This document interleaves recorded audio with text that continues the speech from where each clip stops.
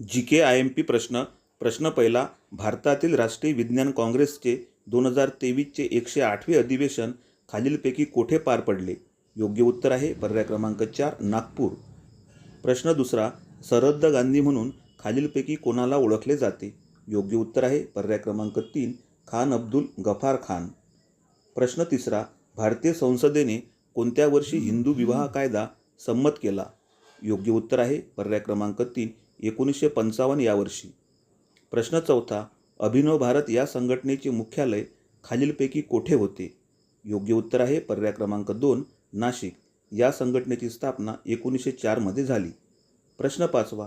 National chemical laboratory अर्थात राष्ट्रीय रासायनिक प्रयोगशाळा खालीलपैकी कोणत्या शहरात आहे? योग्य उत्तर आहे पर्याय क्रमांक 1 पुणे. प्रश्न आवडल्यास लाईक करा, शेअर करा, सबस्क्राईब करा. धन्यवाद.